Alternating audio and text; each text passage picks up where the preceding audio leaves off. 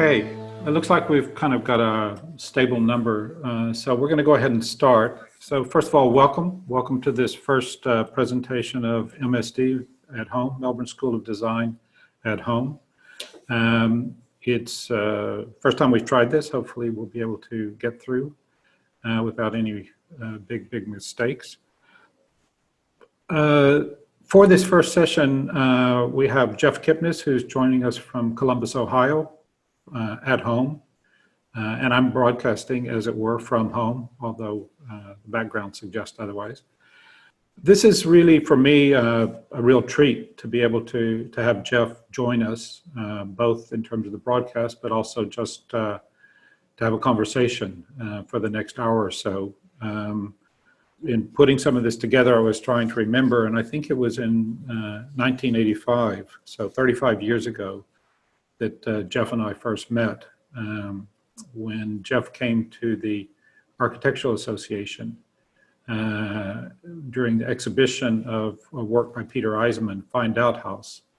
And Jeff was there to do a series of conversations, and he joined my students in the studio I was teaching there. And that was really the first introduction to Jeff.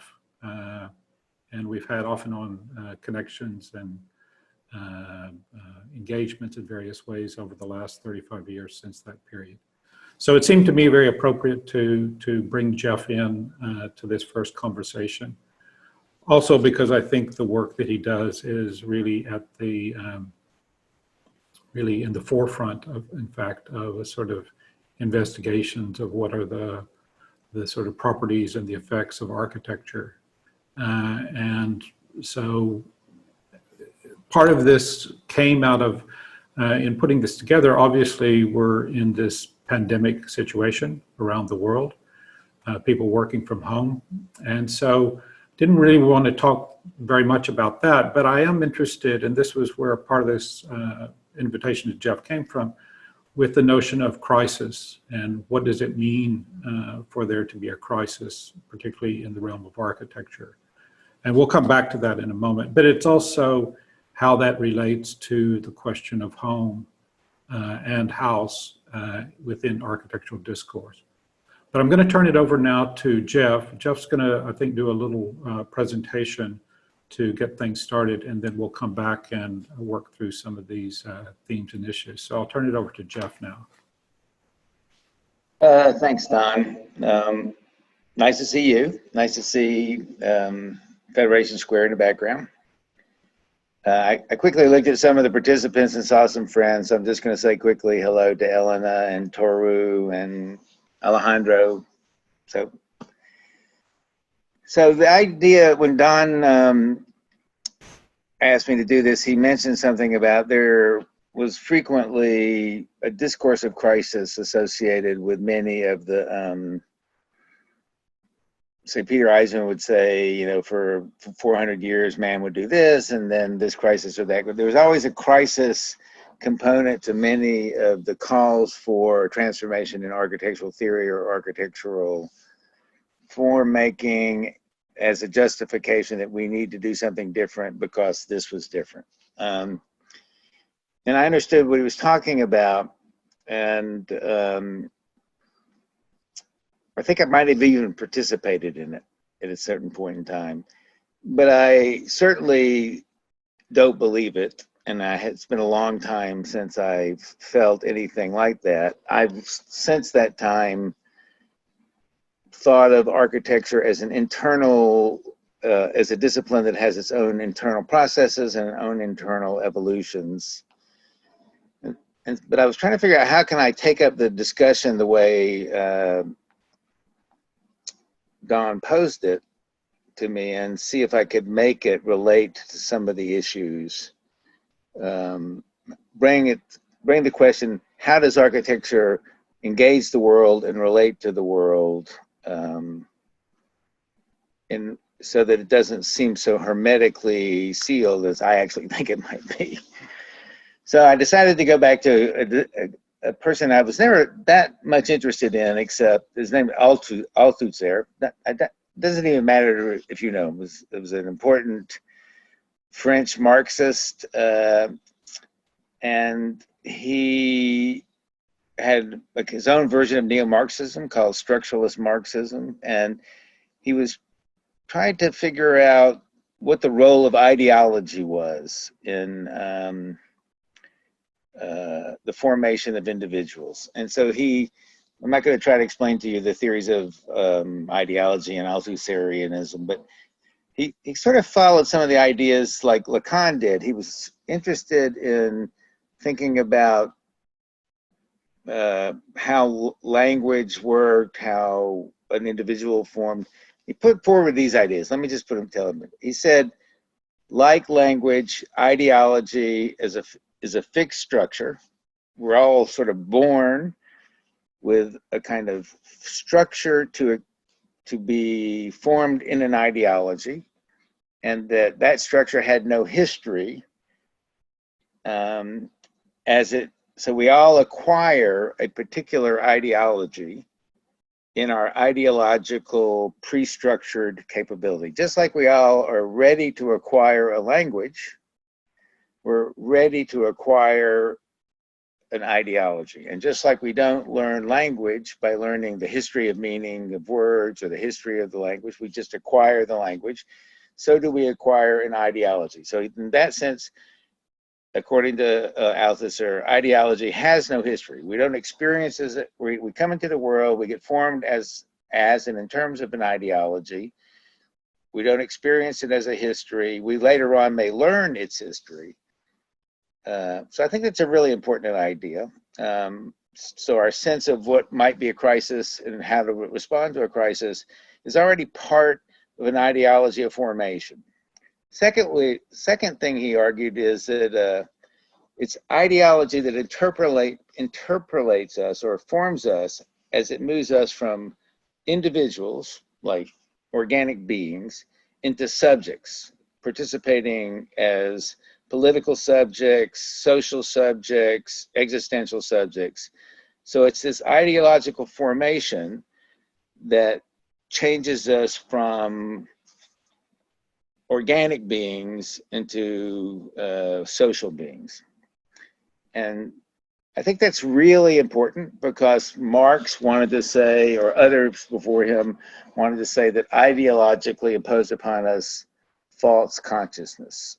And that's the last thing that I wanted to bring to mind from Althusser, and that is, he therefore argued, ideology is not equal to false consciousness.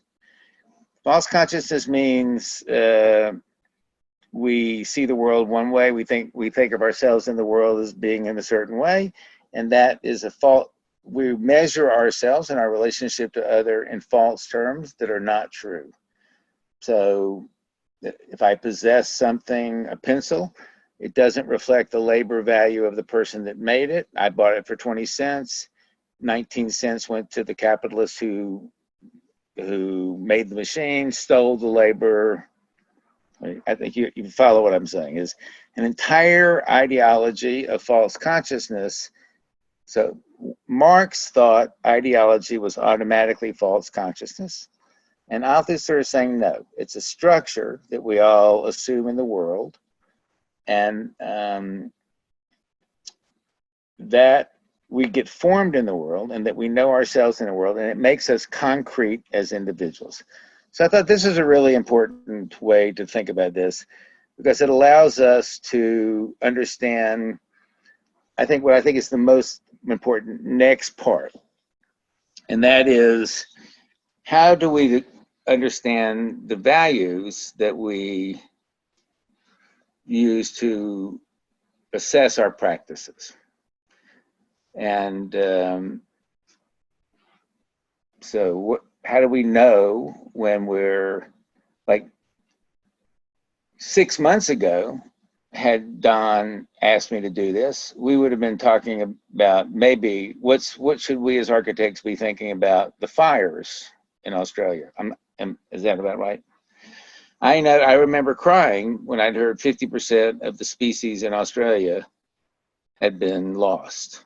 I mean, it was a devastating story. I couldn't believe it. I followed it even more, with more passion than this particular story. Next thing I know, I never even heard what happened. Did the rains come? I thought it was going to get worse and worse and worse, and then it just disappeared. And I'm not even sure it disappeared because of COVID. It just seemed to be gone. And maybe before that, I might have been thinking about the changes in the atmosphere, the average temperature of Earth. You know, so I just noticed that I kept going from one crisis to another crisis, and it was the crisis of the century of the week experience. And so you could feel, in a certain sense, the victim of an ideological structure being supplanted by one after another. And then wondering, is it really true that I should be not thinking about architecture? Is that true? And I would go back to my thinking, you know, is this right? And what kept me going is this, and that is thinkers really more important as thinkers than me. Starting with Plato and Aristotle, going to Kant, I'll skip a lot, going to Deleuze, kept coming up with the following formulation. And that is, the more and more and more they thought, the more necessary they found it to separate three kinds of causalities and three kinds of assessment of qualities. So in Plato, it was the true, the good, and the beautiful. In Kant, as you know, it's pure judgment, practical judgment, and it's pure reason, practical reason, and judgment. By the time you get to Deleuze, it's art, science, and philosophy. All of these have the same thing in common, however, and that is art. Let's use Deleuze's formulation. Art, or let's say the beautiful, or let's say judgment. In all three of these, there's a kind of parallelism. Cannot be subordinated to or made subject to the causalities of science, which cannot be subordinated to and made subject to the causalities of philosophy, despite our efforts.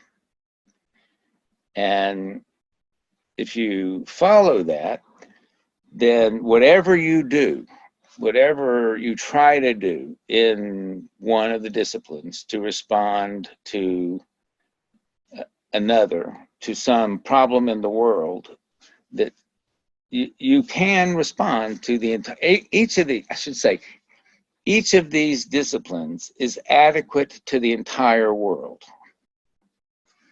And so this is where the last component of my thinking comes in before I start showing these slides.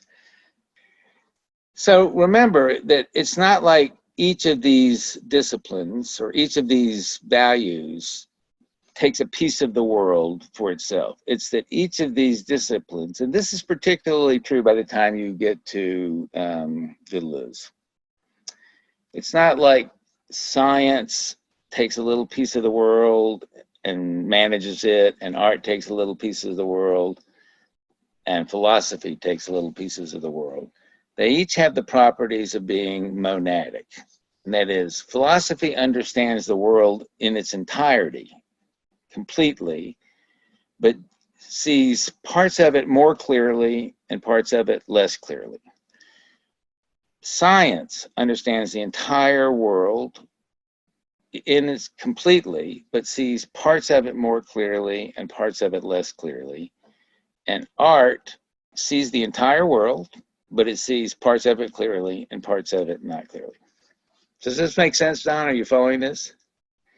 So in that sense, Leibniz's monads had this same property. Each was simple. Each saw the entire universe, but each one could see the universe entirely, but some parts of it could see better and some parts of it worse. So this monadic perspective has become my view of art's approach of thinking about how to think about art and architecture in its approach to these issues. Okay? And so I wanted to show what it looks like to look at art in a monadic view, all right? And then go back to some of the problems, like what it would mean to think about a world problem. All right? So I'm going to show some quick, all right. Yep. So most of the time I look at painting because painting is so easy, okay? So this is a comparison of a painting by Velázquez and a painting by Manet. This is Manet has gone to Spain, seen Velázquez, is completely taken by Velázquez's technique, and comes back and immediately starts to practice his painting technique to learn how to imitate and master the brush techniques. First thing he starts to concentrate on is the background. So it's called the machination. It means chewing. How to produce a space like Manet's. So the Pfeiffer is a painting. And then in the same time, he starts to study certain kinds of figures. Now, the reason I'm pointing this out is an art historian is going to be telling you the whole time in the conversations about Manet who each of these figures are and what they represent. So the figure on the far right is going to be the wandering Jew. The figure in the middle is going to be the old. So what we'll be studying is the iconography. Mm-hmm. We won't be studying the way the clouds are painted, the brush stroke. We won't be studying so much the making of the painting as an atmospheric or aesthetic or a sensation environment. We'll be studying it as a representational environment. And I think that's a great thing. Nothing wrong with that. But like if you look at the woman's dress, I mean, I forgot what you call it, but at the beggar girl's dress, and you look at that way that relates to the sky, and then if you see the man on the right with a top hat on, we'll follow the study of that man. So here he is on the left as a drinker of what's that? See that green stuff in the glass? What's that stuff called? That kind of addicted drink? Yeah, if you yeah, that stuff. Yeah. So he's a drunk here, but he's the exact same figure there. So he paints him again, and now he's trying to paint him again. The whole time he's trying to master Velázquez's technique. And by the time he masters it, if you look at the bottom, so this is the V for Velázquez, but it's in the reverse space, and then this is the M for Manet.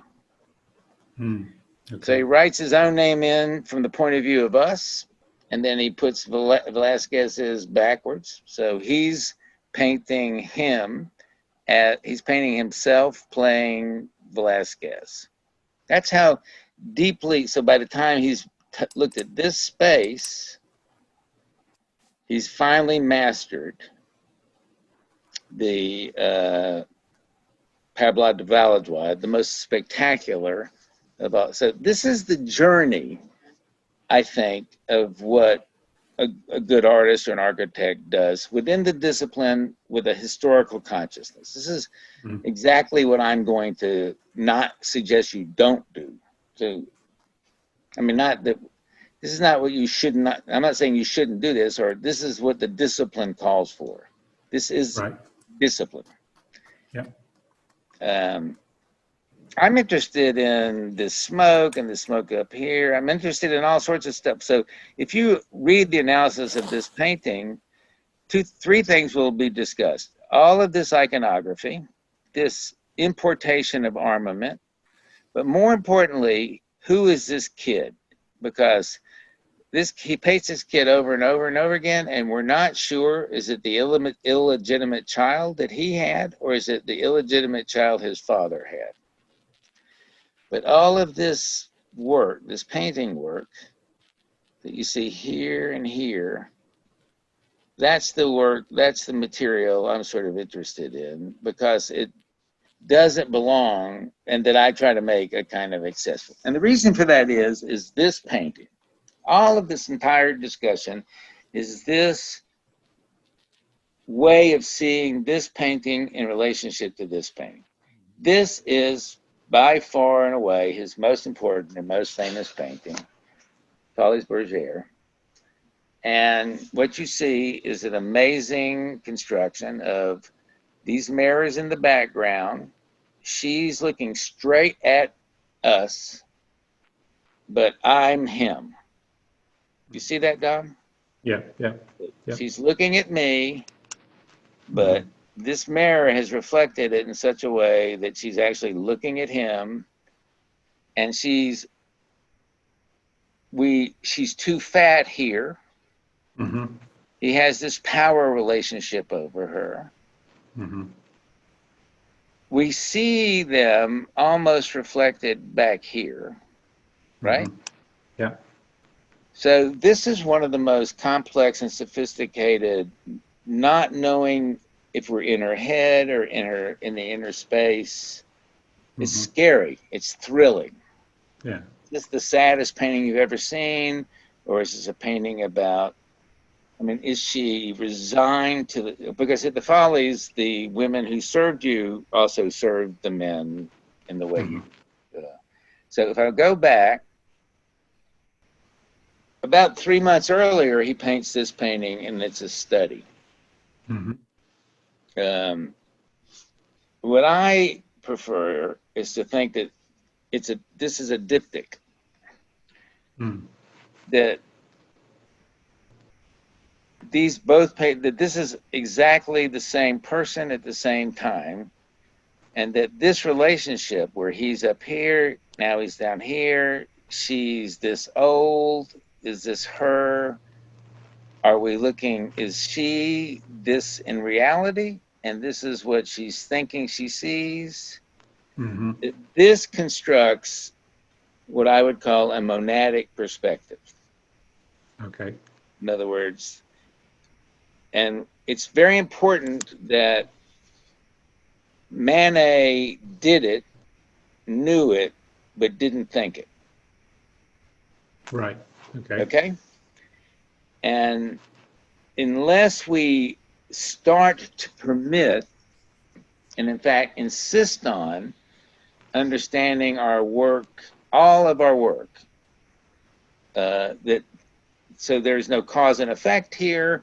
This is the way you have to look at the performances of art, architecture, those things that are not science and not philosophy, to actually begin to understand how they're doing the work that they can do in order to understand how they engage the world in the way we want them to engage. This is the leap we need to take for the growth of consciousness that I think we are we're at the precipice of taking. This is why, for example, I think the return to psychedelics is important. To be honest with you, I mean, I think there's a important political history that it was suppressed so much that it became the world's most. I mean, it was the right. LSD was ranked as the worst possible crime by Nixon. I just think it's very important to understand that what it does is takes the ideological structures that we are given, empties them, allows them to get refilled temporarily by a whole other ideological set of placeholders, and then we come back and see the world and understand the contingency and agility of consciousness in relationship to ideological structures, so that the false consciousness ethos is mobilized. And so it's almost as if you're turning the reality into art. Okay. So that's why this painting is, I think, maybe the most important painting for me in existence right now. And the reason for that is because of this. So this is called Pentamenti. You see this little doubling here? Yeah. So Velázquez knew when he painted it, he painted this out and he painted it here, had this thing on it, didn't like it, painted over it, and then put a new one here. This is a really amazing painting because it's a painting in the corner. You almost never see, in fact, I couldn't find another one. And if you look in the history of painting, there's not any paintings in corners. It's one of his buffoons. Very sensitive painting, I think. But he knows he's going to do this. He knows that it takes about 20 to 25 years for oil painting to start to thin out. So he knows this is going to happen, but it doesn't matter. So, but it's because of this painting. Lots of times we would say, so look at all the doubling in this paper. You see these. This is this exact same helicopter. It's not two helicopters. It's this helicopter repeated here, right? Right. Yeah. And so this is Venus in her mirror. So this is this is a very famous painting. I'm not going to go through the whole history of this painting, but this is Tracer by Rauschenberg. So this has been painted out, and so instead of looking at the mirror, it looks back at us. She's now looking over to there, and then the eagles. There's all this doubling, so much so that you get down here and you see the helicopter again, but you see the helicopter as a negative on top in this zone. Incredible painting, right? Mm-hmm. Mm-hmm. But that makes this the most contemporary painting ever painted because it's now a contemporary painting. Mm-hmm. So I don't think this is a historic painting that's experienced Pentamenti. So I don't think this painting, made this. Mm-hmm. That's a kind of historical view of a reframing of this painting by this painting. Mm-hmm. I think this painting is the newer of the two. Yeah. And that we have to see it in the monadic perspective. Are you following me? Yeah. Okay. So all I'm trying to say is we need a way of letting art change our being in the world, so it's no longer that we are no longer in the phenomenology of the living present of a scientific body in the world. Right. Okay. And so part of that has to do with just thinking in terms of dialectics. So I remember reading Glass House Revisited, Ken Frampton's essay. Actually blew my mind. I mean, I read that essay. I had a friend explain it to me. It was a kind of point-by-point comparison of Farnsworth with Philip Johnson. I mean, literally, it's black and white. Mm-hmm. And for me, it just built my entire understanding of the relationship between modernism and postmodernism, and it was the dialectics, the one and the other, one and two. And had I known any better at the time, or had I even known how to do it, let's say I needed to add 3. Right. And if I'd put Lena Barbordes, just knew to do that, the entire argument of 1 and 2 goes away. And in fact, Lena Barbordes is the 2 above it together. Yeah. You see how obvious that is? Yeah. And so this whole dialectic structure, this whole possibility of, parsing the world in that kind of god awful. I mean, 2 white men, I won't get into it, but and to not know about it, and to not even know the possibility at it, and to discover this, and then let's say I don't stop there, and I want to get to 4. Right. And what I do is I decide, I need to go to another, and then I go to Kenzo Tange. Now, this is not a glass house. I mean, it's got glass in it, but he uses rice walls, what we call them, rice screens. Soji. Soji. But he knew exactly how to build in glass and concrete. He just didn't because of the cultural context. So not only does gender and topography, all the things that Lena Babardi introduces, but the deep importance of local culture and modernism become part of the discourse. So it just gets more and more and more intimate, and the discrimination becomes more powerful. And the more you add, the more, I would say, interesting even the quadricourse gets than the dialectic. Does that make any sense? Yeah. And so what ends up happening is that the ideology, the dialectic ideology, it's not false conscious, but if you don't watch out, it does an incredible amount of damage. And you don't know it's happening. And so I'm looking at, this is Andrew Zago. This is a kind of awful, just a dumb piece of art, I think. I mean, and he works hard on these, and he worked months and months and almost a year on these things. And then they become this, I think, really very interesting project. And,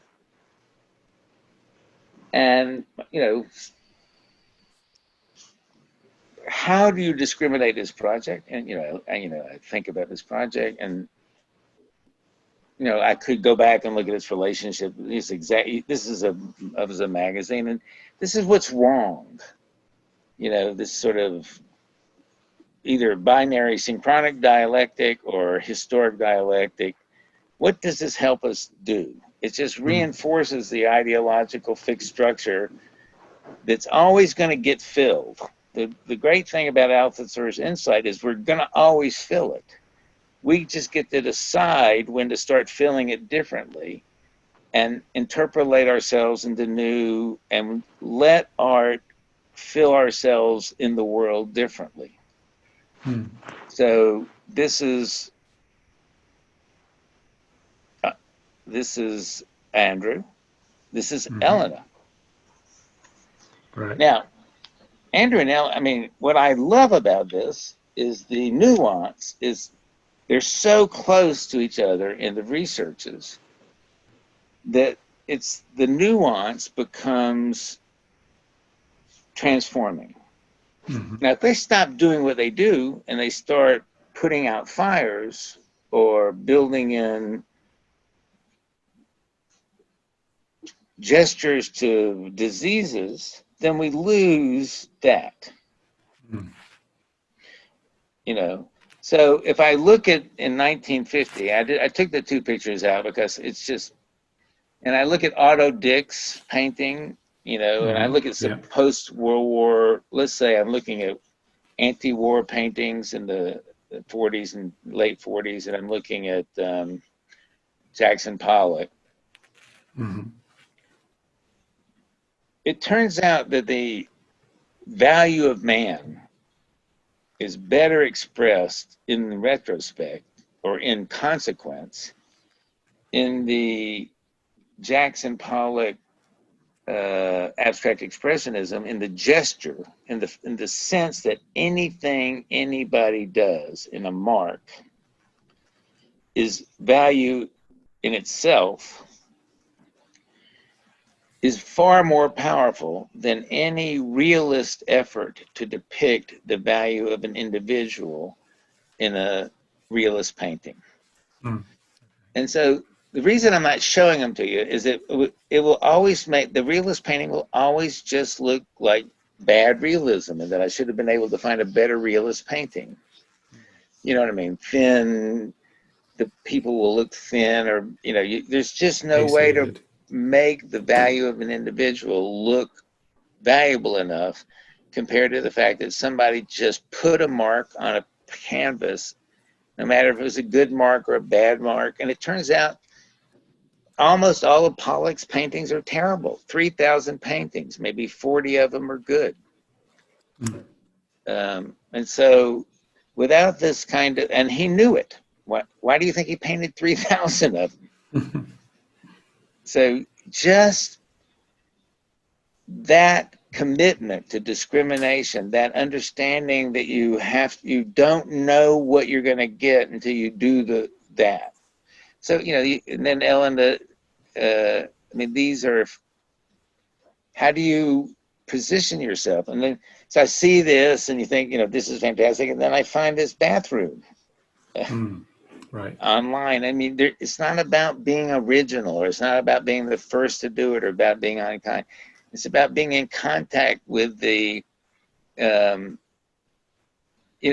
example, what makes this picture is not, it's this.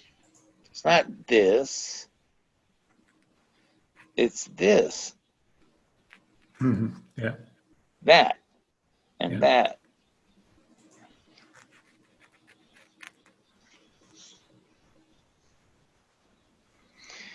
So I started to think about these colors, and then I think, okay, well, this is MVRDV. Do you know Comfort Town? And this is is this, oh, I see. This is in Ukraine.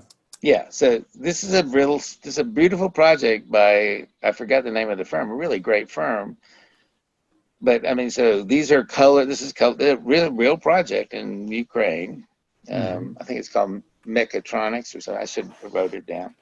And then, you look at that and say, then I start to think, now I can discriminate because of the misregistration, all of which went back to this god-awful, that, early stuff. And now we start to see it does real work that matters. Like I think the misregistration, you can start to see what it's going to do. But then now I'm at 5, and now I'm looking at work in Reykjavik and colored, it's just a whole other thing happens. If I break down the dialectic, if I let the ideology do its work, and I start to see the performances of architecture quite distinct from the performances of building. So so in building, we're going to be talking about code and cost and convenience and comfort and pride, pleasure, and familiarity. When you're in architecture, you're going to be talking about display, authority, intimidation, enchantment, sophistication, and perverse pride, perverse pleasure, intellection. So these are completely separate kinds of performances. So when you get to 5, you start to see something different. Does that make any sense? Yeah. Well, that's always, isn't it, that sense that, if you do one thing, it's unique. If you have 2, there's a kind of coincidence. If you have 3, you start to see a pattern. And once you get beyond 5 or 8, then you really start to understand tendencies and that's why just some discrimination. So the reason I'm saying this is there's so Deleuze's, I picked up the art from Deleuze, but there's this great essay by Derrida that almost nobody ever refers to. It's called Fours. And what he does is talk about, he picks up a notion from Heidegger that 3 is the first number. 1 is not really a number, and 2 is just a confirmation of 1. I think there's that song, 1 is. There is, by Three Dog Night. Yeah, Three Dog Night, right? Yeah. And what he's saying is actually nothing begins until the force of 4. It's all about 4. Yep. And that's what I thought, drop my camera again. Yep. Hey, you drop your camera. Anyway, so I guess the point I'm trying to make is there is such power in what we do. And the minute we get distracted by obligations that are the best we can possibly do is a ham-fisted response that we're inept to satisfy because it's not in our area of performance, like COVID. But is that I mean, let me just, because you just said the minute we get distracted, blah, blah, blah.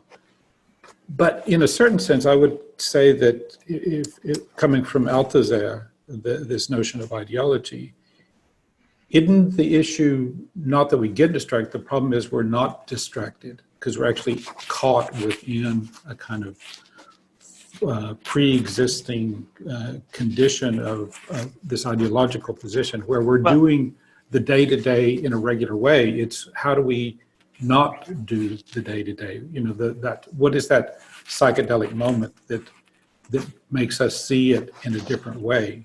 So I mean, so I'm just trying to understand in terms of, you know, because it would seem to me if ideology is like language, that is to say, it's almost ever present from birth, then, you know, it takes a lot of work to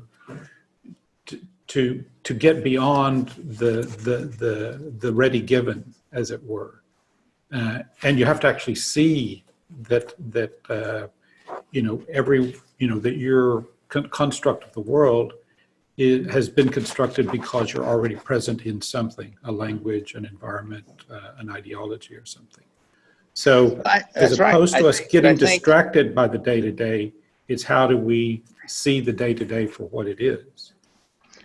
Well, I think what his point is, or at least the point he makes possible, is you're not going to get out of an ideological relationship. You're always in one, but you can be agile. You're also not trapped in it. This is this is the idea that ideology is not false consciousness. You can with a lot of work. You can exercise some, I won't say free will, but you could exercise some agency in your ideologies. If you understand, first of all, the kinds of, what's the word? The kinds of performances, and more importantly, the kinds of, what's the word I'm looking for?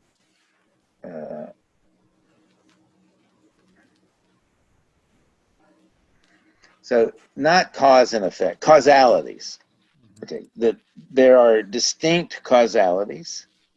So the way buildings cause causalities are based on cause and effect. Let's say all the things that are contained in codes, safety, mechanical, reliability, structural, structural, all the ways the building, and we do really well on those things, and I think that's a good thing. So cost, that list, cost, code, cost, comfort, convenience, plan, all those. When you go to display, authority, power, intimidation, enchantment, sophistication, that's a different kind of causality. And they're not cause and effect causalities. It's an entirely different one. And you have to respect the integrity and the value of both in parallel.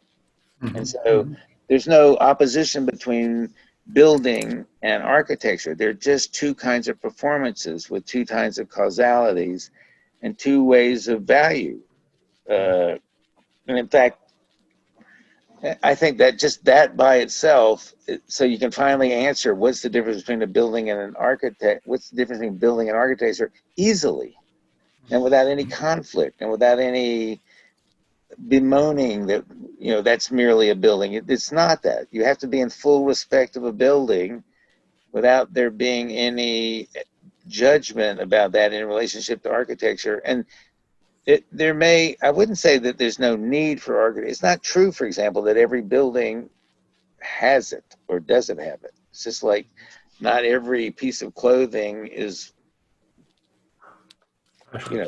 clothing. I won't say fashion, but, not every piece of clothing matters as clothing. Right.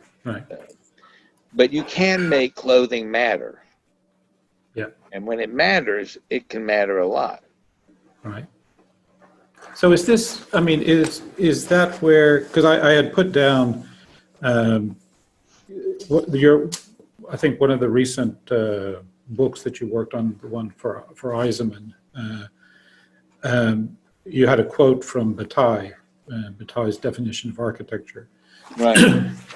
And again, where he talks about,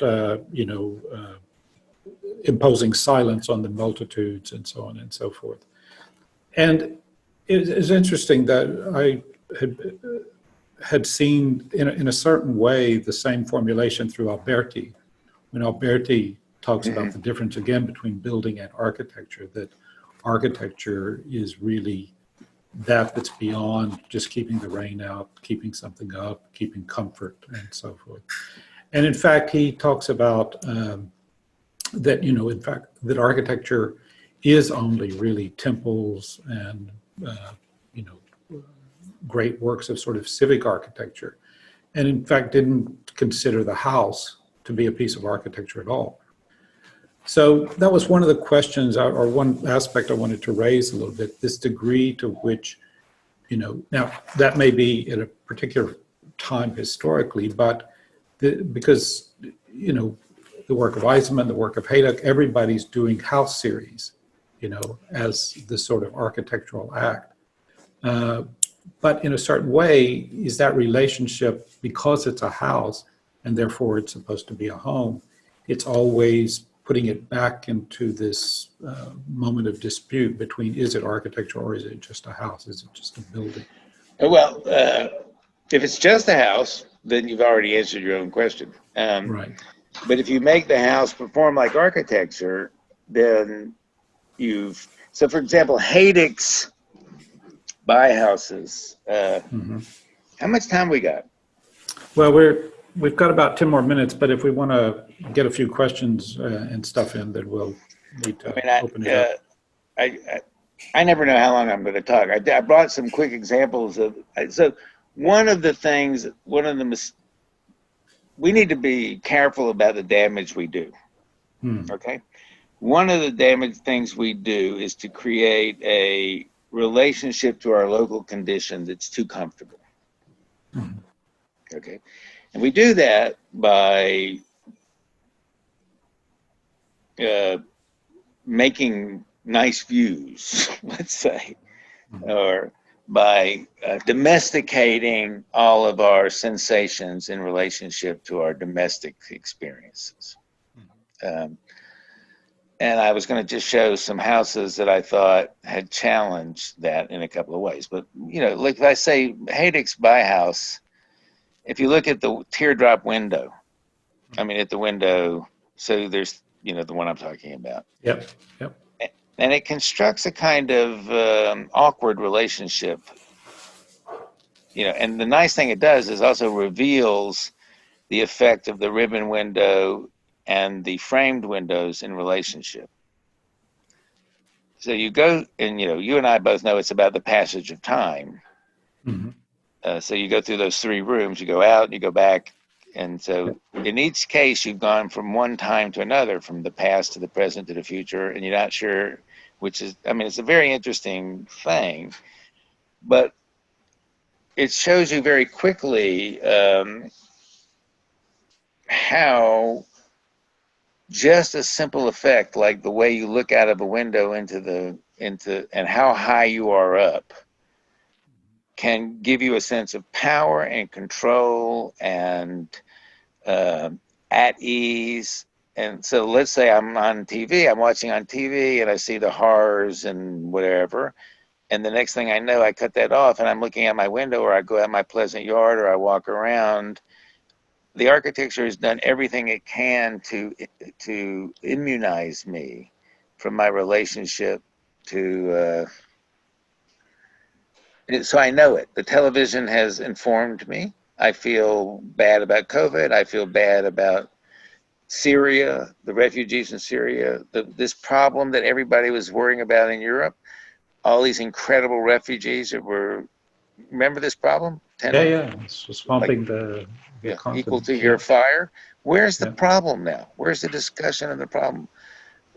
400,000 people or 1 million people starving to death in Syria now. We don't even know about it. Right. We don't know about it because it's not on TV, and we don't know about it because we cut off TV, and the House reassures us that in our local parochial circumstance, we're fine. Mm-hmm. And that's a problem. Now, I don't think we should have sewage in our house. So I was looking at the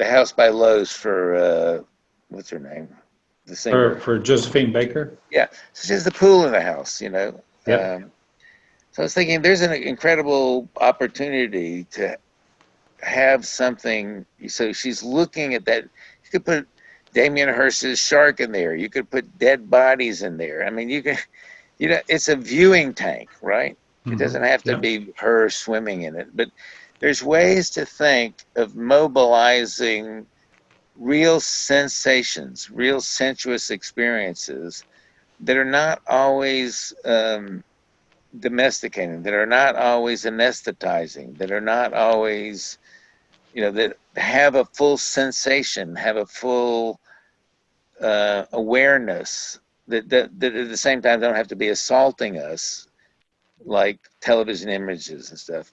And that there should be a way that architects take the time to experiment with that, understanding the damage they do just to make us feel, just in the sense that they're making us feel secure. Right. Mm-hmm. Okay.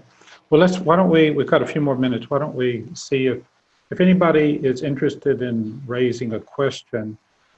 Hi, Jeff. I was just wondering how committed you are to this idea of discomfort. Is there a role for comfort to play in our lives as citizens so that we're then positioned to be more active and productive in the world? Have you removed the sewerage from your own home? And if not, why not? No, I'm a fraud. I'm a theorist. You have to be careful.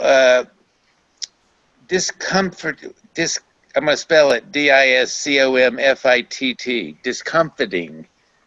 So discomfort, I do think there's a difference between, remember, don't turn art into politics. Don't turn art into, it's a very different thing to say, and I think it's very important that you understand the difference, or that, should we all have exactly the same amount of calories around the world before anyone else gets any extra calories? No, I don't believe that, because I think an economy is based on disequilibrium, but I understand what happens when there's politically installed unfairness. So, for example, there's enough food being produced in the world to feed everybody on the planet, yet there's starvation all over the planet. I don't know how to answer. I don't know. It drugs you into comfort. There's a difference between comfort and drugging you into indifference. Jungles are more valuable than monocultures. There's nothing I believe more than that. More people doing diverse practices is more valuable than everybody trying to solve one problem, whether it's hunger or poverty or COVID. Because more genetics gets produced by more diversity in a jungle than monocultural production. So you have to trust. People moved to the city until 1850, knowing that being fully aware that the death rate was higher in the city than it was in the countryside, but they moved there not for economic opportunity, but because the number of existential niches was higher. They could do what they wanted to do and be themselves more in a city, not because they could earn more money. I think this is. And do you think that's true today? Or do you think that's changed? Because, I mean, you know, clearly the urban condition is the now prevalent condition.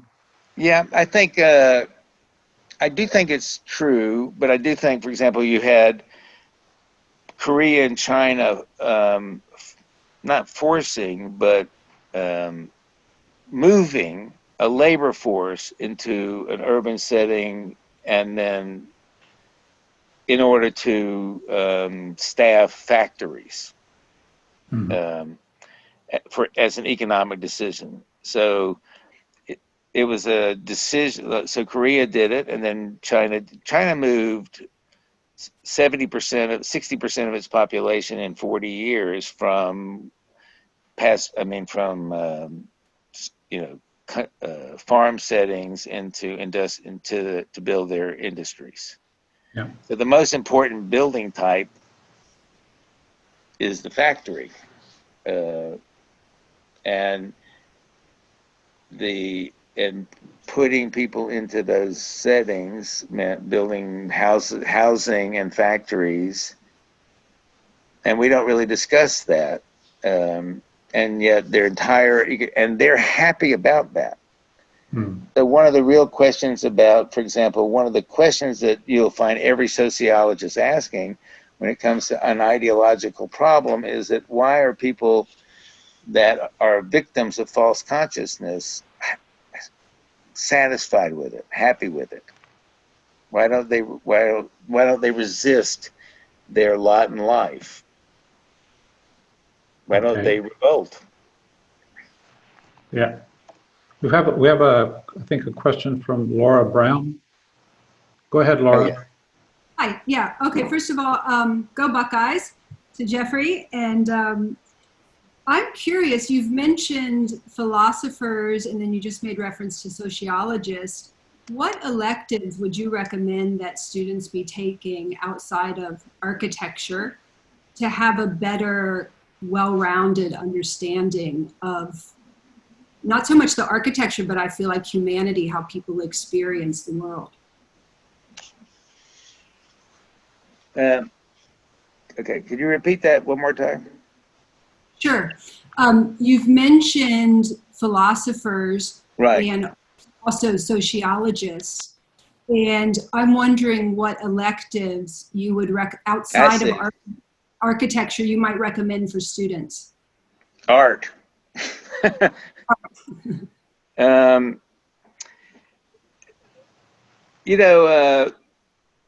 That's such an interesting question. Here's what I'm going to say to you, because this is what I really believe. I would have said an answer, and it would have gone something like philosophy, economics. It would have been an answer associated with my interest in the way those interests intersected the world through architecture. Now I think it's important that a student that's interested in architecture explore whatever an intense parallel interest of any sort, because for example, race car, it could be car racing, it could be I don't know, archery, television, and the reason for that is it's actually it's cultivating the levels of discrimination and connoisseurship. That's, I think, the most important thing, because you will import that and translate that into, so you need several practices. You need one area of expertise, and then you need several, it could be film. It would be, for me, film was everything. Art and film was everything, and music. I haven't even mentioned music because I don't want to get off on it, but so probably film and music, and did more for me because I studied science, but would be impossible for me to say you need to know music to even begin to think about the world the way properly, but that's kind of how I think. So the answer I'm going to give you goes like this, all right? It goes like this. Only fools and fanatics confuse passion for the truth. All right? That's a statement I believe. But you need to understand that that's a statement in favor of fools and fanatics as much as it is a statement in favor of the truth. Does that help? Yes, thank you. I appreciate that. Okay. Okay, we'll take one or two more. I see there's Jimmy. Jurisovich. Yes, Jerusalem. Yeah, close. We mean close. Hey, tell me the right one. Yurisovich, but Yuricevich. yeah. Is it Yimmy? No, they gave me a hard J at the start. I'm trying to kind of wrap my head around a little bit this kind of position you presented. Hey, Jimmy, let me interrupt you 1 second, okay? Yeah. I want to tell Laura something else that's true. One of the biggest influences on my life philosophically, I swear to God this is true, is stand-up comedy. Okay, now you can tell. Now you can. So I guess like it's wrapping my head around presenting this idea of multiple approaches at the discipline without necessarily reacting to what is happening now. Right. Which is kind of how I'm understanding. And in a way, like what scares me about it is it seems a little defensive and I guess willfully ignoring some of the problems could be like a way of reading it. And I just wonder if that, like, you could talk a little bit about that maybe. Yeah. So if you're working on something and you, in your discipline, you'll know you'll be able to circumscribe the problem and also the participants in the problem if you're in a discipline. If something comes up outside some event in the world, I'm asking you, how do you stop and turn your attention to that from the point of view of the discipline? So the most famous examples that are often given are medical, like the response to tuberculosis and the tuberculosis hospitals, which had to do with ability to be disinfected and introducing light and sunlight. And so there was this real effort to try to respond to the community, the professional community of medical professionals with the qualities of architecture, with a real dedication, because there was no way to put there was no other tools. There was one tool set, and they did the best they could to apply those tools to no avail. And so, however, what they did was produce a new style. The style inhabited the imagination, and I showed you some examples of this style. It also, by the way, caused a great deal of friction, and took on its own life, and then went back and continued to evolve within the disciplinary fabric. And so your question would have to be joined by a case in which of a case in which there was an ability to stop, lay down your tool set, pick up the problem, and then apply a problem-solving technique to it from the point of view of a discipline. Does that make any sense? Yeah, I mean, I can't give you that example. I know. Well, I tell you what, I've tried to find, but I can give you, the other thing is I can give you so many examples from so many disciplines of people in a discipline just doing the most obscure, totally unbelievably pointless research that turned out to be solve gigantic problems in the world, like Lobachevsky's non-Euclidean geometry, or like the black body radiation problem. So in mathematics or in science, or the Collegno in the Symphonie Fantastique, where you have to turn the bow over and play with your wood, play with the, when you play, to make a certain kind of noise. So there's so many of these things that ended up that were pointlessly, trivial, frivolous exercises in conceits of a discipline that ended up having really profound effects and way past the disciplinary boundaries in the long run. Lots and lots and lots and lots of examples, but going the other way, not many, none that I can think of.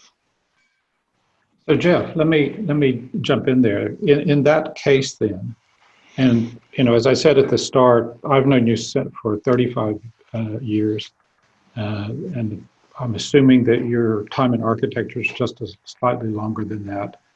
So in that 35 years, based on what you just said, it would seem then what we would be looking for is far more differentiated work, development, testing, propositions, and so forth. Following obscure tracks and obscure lines of inquiry. Do you think in this last 35 years, there's been more of that or less of that over 35 years? To me, Yeah. I think it's been an explosion. Okay. Now, but on the other hand, and I've tried to make this point before, it's like the Cambrian explosion, and that is almost all of it has been bad. Right. I mean, not bad, almost all of it's been a dead end. Right. And But I think that's, go ahead. I think it's one, it appears to be a dead end so far, but perhaps like some of the other work, at a certain point, one will find that actually what looked like a dead end is actually quite productive. Or are you in favor of, at the very least, that explosion has the possibility of creating a more diverse sort of ecology of architecture? I mean, so when I did a lecture a long time ago. I don't commend it to anybody, but so I looked at the structure of the Cambrian revolution. It's a moment in time when an inordinate number of new body types occurred in biology, and there were three components to it, and it was kind of like a new chemistry, a new possibility of building bodies, a new economics, a lot of food, and also a new new resource, a combination of three circumstances. And you could find that exact same analogy that was stronger than an analogy starting in 1990 in architecture with digital methods, CNC production. And so the reason you found a kind of explosion of experimental bodies, so to speak, was similar. It was a little bit like it didn't have any resistance and it had a lot of production possibilities, but it also had no way to, there was no discrimination. And so all those bodies died because only a few could. It wasn't that they were bad so much as that there just only a few could keep going. And so since the time of the Cambrian explosion, the numbers of species has continued to decline. And I think that's probably more or less going to be true, because there's no, you have to have a new resource to change that. And I think what you see, however, is increasing refinement and increasing sophistication and unbelievable levels of discrimination. But you know, to somebody outside, you may see things have gotten less and less interesting.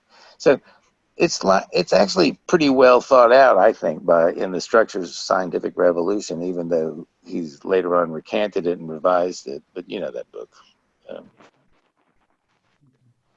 All right, look, we're at 1:17 now, so we've gone a little bit over what we thought we would do, but we'll wrap it up there. I want to thank Jeff Kipnis very much from Columbus, Ohio. I know it's way past his bedtime, so he's taken a nap earlier in the day so he could stay up this late to have a conversation. That's been fun.